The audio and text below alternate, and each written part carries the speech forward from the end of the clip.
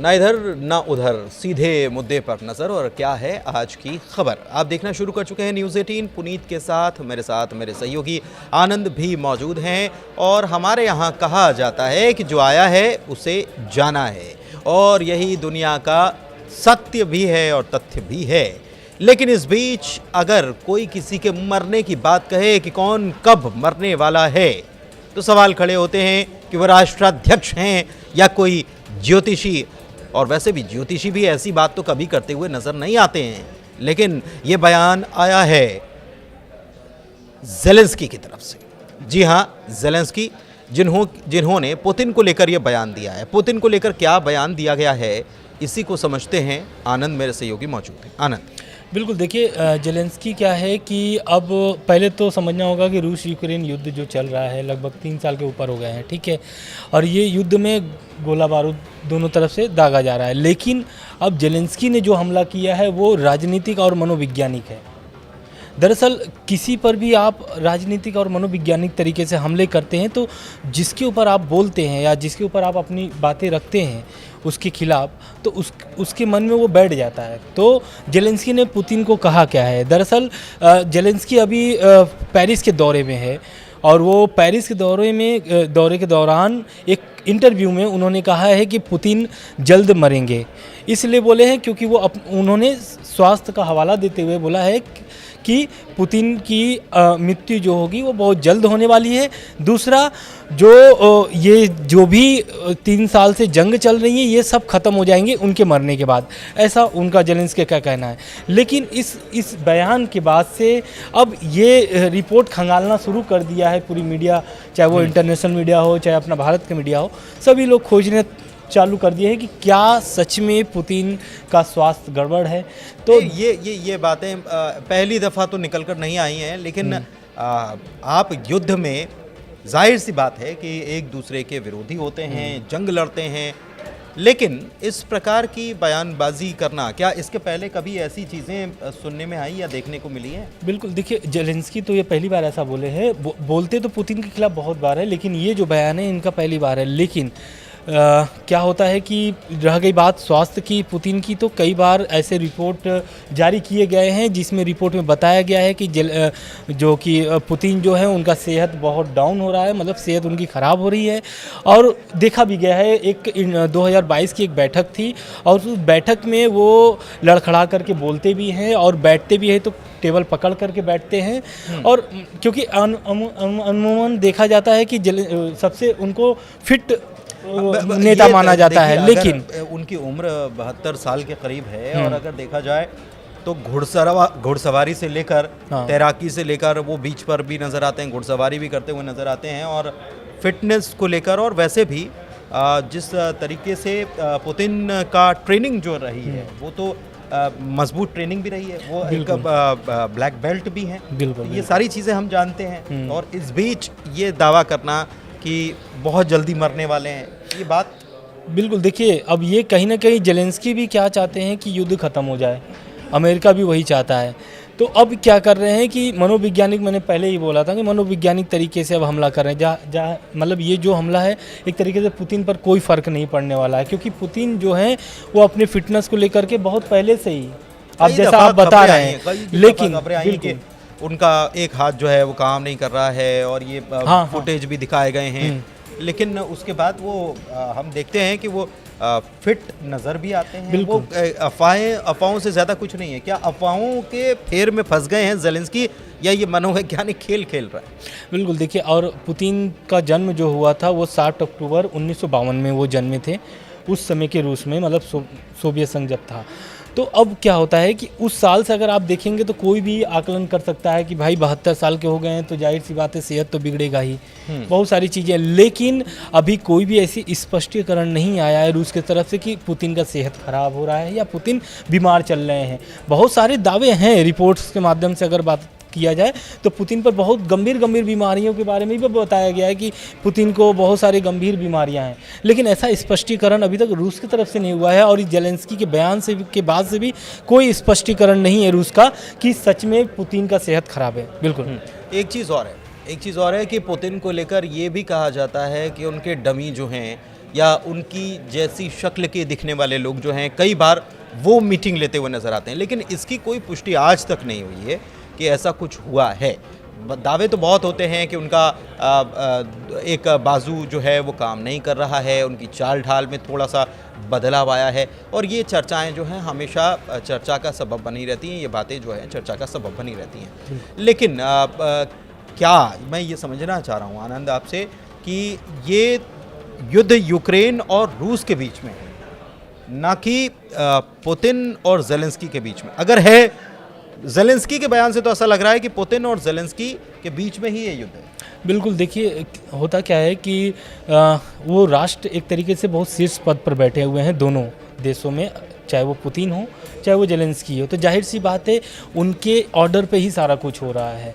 तो कहीं ना कहीं वो अपने को ही आपसी निजी मान करके ही चलना पड़ता है। कोई कहते हैं कि जल्दी ही पुतिन की मौत होने वाली है और उसके बाद सब कुछ खत्म हो जाएगा, तो सब कुछ खत्म हो जाएगा। दरअसल वो पुतिन के तौर पर कुछ चीजें खत्म नहीं होती, लेकिन राष्ट्राध्यक्ष अगर चले भी जाते हैं तो राष्ट्र तो चलता रहता है। बिल्कुल चलता रहता है, लेकिन उनका जो आरोप है, ज़ेलेंस्की का जो आरोप है कि पुतिन की वजह से बहुत सारे यूक्रेन को नुकसान हुआ है, बहुत सारी चीज़ों का। और जब से पुतिन आए हैं तो हुआ क्या है, दरअसल ये लड़ाई जो है सच माना जाए, अगर देखा भी जाए, आकलन निकाला जाए, तो जब से पुतिन राष्ट्रपति बने हैं रूस के, तब से ही यूक्रेन के पीछे पड़े हुए हैं। दरअसल यूक्रेन को इसलिए वो नहीं पसंद करते क्योंकि वो शुरू से रूस के खिलाफ ही काम किया है, चाहे वो नाटो में शामिल होने की बात हो, चाहे फिर वो यूरोपीय संघ के साथ बातचीत करने की बात हो, चाहे फिर वो बॉर्डर से संबंधित बात हो। सबसे बड़ी बात ये है कि जब रूस नहीं बना था और जो पहले उसका स्ट्रक्चर था उसमें बदलाव हो गया और वो तो सहन नहीं कर पाएगा। बिल्कुल, सबसे बड़ी बात तो ये है। तो वो घाव जो है वो बार बार तकलीफ देते हैं, और विस्तारवादी सोच तो पुतिन की भी है। बिल्कुल, और अगर इस विस्तारवादी सोच की बात करें तो कोशिश तो वो यही कर रहे हैं, क्योंकि हमने देखा कि वो अगर यूक्रेन का जो रूस से सटा हुआ इलाका है वहाँ पर तो रशिया की फ़ौजें जो हैं वो अंदर तक दाखिल हो गई हैं, 3-4 इलाकों को अपने कब्जे में ले भी लिया है उन्होंने। लेकिन एक चीज़ और है, और वो चीज़ जो है वो ये है कि काला सागर में भी पुतिन ने शुरुआत में खूब कोशिश की थी, ब्लैक सी में, कि वहाँ से हमला करके क्योंकि यूक्रेन से बहुत बड़ी सीमा लगती है काला सागर की, और अगर उसको कंट्रोल कर लिया तो आप समझिए कि 75% यूक्रेन के ऊपर आप विजय हासिल कर लेंगे। लेकिन वहाँ पर पुतिन को कई बार मुंह की खानी पड़ी है, को काफ़ी नुकसान हुआ है, और इसीलिए अब समझौते की बात उसके लिए होने लगी। बिल्कुल, देखिए आप सही कह रहे हैं। यूक्रेन क्या है कि रूस की एक जो क्या बोलते हैं द्वीप थी, उसको उड़ा दिया था यूक्रेन ने, वो काला सागर में ही था, रूस का ही था, तो उससे रूस को बहुत भारी नुकसान हुआ है। अब बात हो रही है अगर काला सागर की, तो मैं फिर से वही पेरिस में आना चाहता हूँ, जहाँ पर अभी ज़ेलेंस्की ने ये बयान दिया था स्वास्थ्य से संबंधित पुतिन के बारे में। तो दरअसल क्या है कि एमेनुअल मैक्रोन जो है राष्ट्रपति हैं जो फ्रांस के, वो इस ब्लैक सी सीज फायर को लेकर के, जो अमेरिका बीते दिनों ऐलान किया है सीज फायर को लेकर के कि भाई रूस यूक्रेन का सीज फायर हो गया है, ऐलान कर दिया है अमेरिका, लेकिन रूस ने इसको अस्वीकार किया है, मतलब स्वीकार इसको नहीं किया इस सीज फायर को, उसने अपनी मांगे 2-3 रखी है।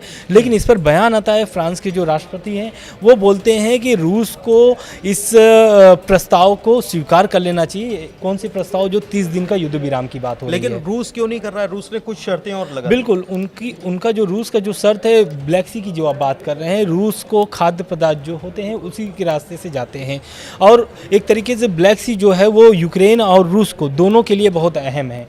खाद्य पदार्थ जितने भी होते हैं या फिर जो भी खाद्य से संबंधित मशीनरी होती है, सारी चीज़ें, बिल्कुल, तो वो सारी चीज़ें जो होती है उसी के रास्ते से होती है। अब वहाँ पर चल रही है लड़ाई, तो इसको सुलझाने के लिए अमेरिका को बीच में आना पड़ा है। और पहले जो आप बोल रहे थे कि रूस क्यों चाहता है कि ब्लैक सी पर पहले अपना कब्जा हो जाए या फिर जो मांगे वो रखी है वो हो जाए, तो दरअसल रूस जब से ये युद्ध चल रहा है लगभग 3 साल के ऊपर हो गए, और रूस पर बहुत सारे प्रतिबंध अमेरिका और यूरोपीय संघ ने लगा रखा है, तो उसको हटाने की मांग किए हैं। अब उसमें क्या है, सबसे प्रमुख है ये ब्लैक सी वाला मामला, जितने भी उनके खाद्य पदार्थ से संबंधित है। तो दरअसल युद्ध चल रहा है, मुस्कावा उनका जो युद्ध था उसको बुरी तरीके से डैमेज किया, यूक्रेन ने डैमेज खत्म कर दिया, और 30 से 40% नेवल नुकसान पुतिन को उठाना पड़ा है, वो भी हमने देखा है।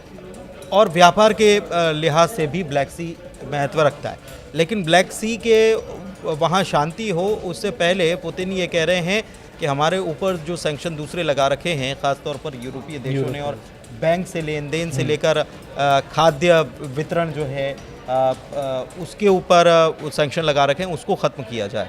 बिल्कुल, देखिए, और ये लगातार ऐसा नहीं है, चौथी मीटिंग में ये बात क्लियर किया है अमेरिका ने कि सीज फायर हो गया 30 दिन के लिए, रूस ने नहीं स्वीकार किया। लेकिन इसके पहले भी जितनी बार बैठक हुई रूस और अमेरिका की, उसमें भी अलग अलग शर्तें रखी हैं। ये तो नई शर्तें आप जो बता रहे हैं। इसके पहले क्या शर्त था रूस का ये शर्त था कि मैं युद्ध विराम उसी समय करूंगा जब तक ये मेरी 2-3 मांगें ना पूरी हो जाए। पहला कि रूस यूक्रेन जो है वो नाटो में न शामिल हो। दूसरा, जो यूक्रेन की ज़मीन पर कब्जा है रूस का, वो रूस को ही मान्यता दे दी जाए, मतलब रूस को ही वो ज़मीन दे दिया जाए।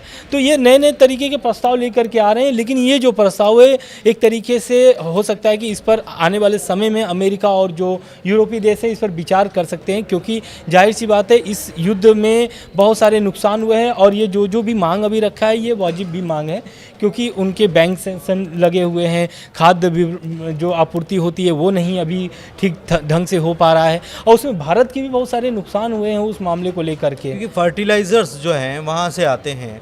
और मध्य प्रदेश के एक मंत्री ने इसको लेकर बयान दिया था, मध्य प्रदेश में मध्य प्रदेश के मंत्री ने मध्य प्रदेश में केंद्र सरकार के मंत्री की तरफ से ये कहा गया था कि जो वॉर चल रहा है उसकी वजह से आपका यूरिया और दूसरे फर्टिलाइज़र्स जो हैं उसकी सप्लाई बाधित हो रही है, और इसकी वजह से मध्य प्रदेश में भी किसानों तक ये फर्टिलाइज़र नहीं पहुंच पा रहा है। बिल्कुल, तो ये मध्य प्रदेश संबंधित पूरे देश में भी हम लोग रख सकते हैं, क्योंकि पूरे देश की जो होती है वो भारत ही क्या असर करता है। बिल्कुल असर पड़ रहा है।